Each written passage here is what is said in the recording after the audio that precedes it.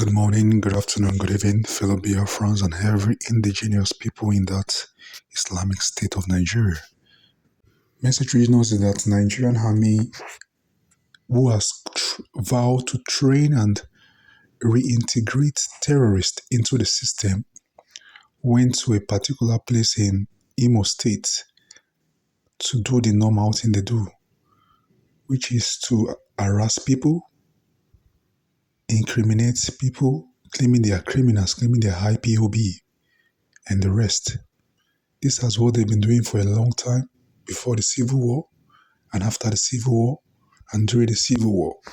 That is why when you see that Biafran Prime Minister Simon Ekpa has decided to go hand in hand with them, a tooth for a tooth, and he has decided to face them squarely. That is the reason. Dr. Cho, his counterpart in the Ambazonian region of Cameroon, is also speaking out. He is speaking against this injustice done against humanity just for the sake of self-referendum and self-liberation. But the Cameroonian government, led by Paul Biya, who has been in power for more than 30 years, has not done any meaningful impact. They have also been marginalized as the way the Indians have been marginalized. So it's a challenge for them to break through in life. But God has also raised Dr. Cho, who is also been advocating and defending his own territory. Indians and every indigenous tribe generally have been marginalized because we don't fit into the Fulani agenda, which is to conquer and to rule people. That's the Fulani agenda. And they have been doing it from the time of Usman Danfodio, and the world has been closing its eyes against our cries. But I'm glad that people in the media or in the Western media know about it, and this is one of them. Igbos in Nigeria, 73% said sometimes or always they were treated unfairly by the government. This is last year. This is the highest rate of any ethnic group surveyed in Africa. In their view, they are sometimes or always treated unfairly by the government. So it's the issue of injustice? It is a deep grievance, and it's a disconnect from the Nigeria project, as was mentioned earlier. And I mentioned that number just to underscore the underlying grievance that has to be addressed. So amnesty is potentially part of a package, but the disconnect has to be addressed, and the Southeast is a core pillar of the Nigeria project.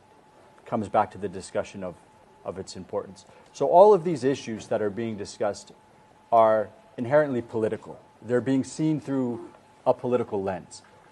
For example, infrastructure, development. The grievance is you have a very productive region that is exporting not just to Nigeria, but internationally. You have, I think, Imo and Anambra are number 4 and number 6 for GDP in Nigeria. And that was in 2021, which was a very violent year. So even amidst the violence, three of the 5 states in Southeast are in the top 12 for GDP per capita. Yet there's no seaport. The bridges are not good. The roads are not good. So it is a development and infrastructure issue, but it's seen through a political lens as a political grievance. The same with security, which is you have significant deployment of security forces, yet the perception is the DPOs are not from Southeast. Many of the officers are not from Southeast. They are not. The point he made there, those officers are not from the Southeast. Why will you take other tribes to the Southeast just because so they can be tribalistic on them? That's the main reason. Necessarily well-versed in the local context, and so they're not performing the role of community security in a way that they or other communities would expect. So that's a security issue, yes, but it's also perceived through a political lens, and it's the same with federal appointments and involvement in governance. So these are development, these are policy, these are economic issues, but they're seen through a broader political lens that they're not being kind of fairly adjudicated. And I think that's really important to underscore. So amnesty as part of a package may be a solution, but the underlying grievances have to be addressed. with an understanding of the political perception, how the infrastructure problems, how the economic problems, how the security issues are perceived politically, and what it means to have a more representative involvement in those efforts from a Southeast perspective. Yes, it has to be a multi-stakeholder approach. The sensitive issues have to be addressed, and there needs to be involvement of the key stakeholders as this initiative is doing. That being said, in contexts like this, you might not move everybody over. You might not convince everybody.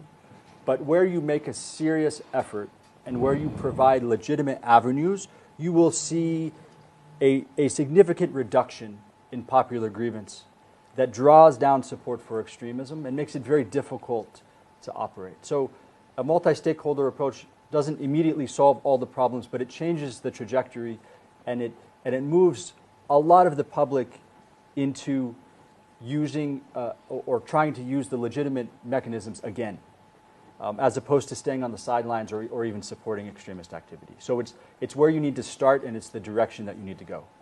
The Islamic State of Nigeria has vowed not to understand or to heed to the cry of the peoples.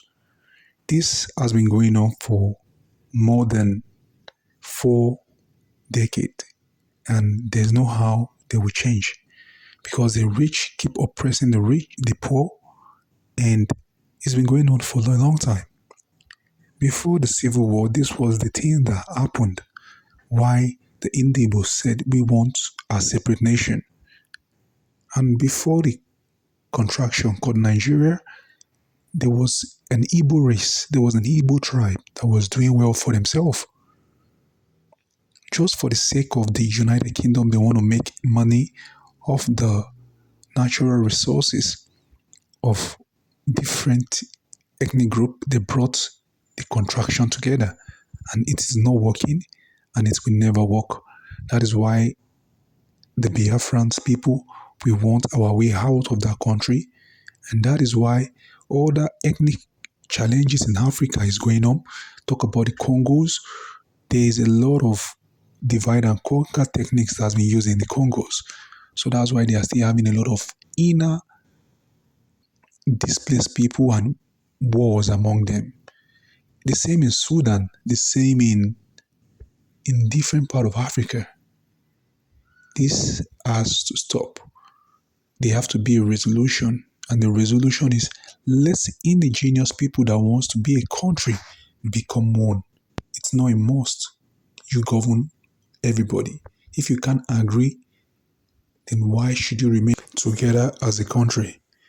It's not a must to be a country. There are countries in Europe which is very small. There are countries in the West Indies which is very small.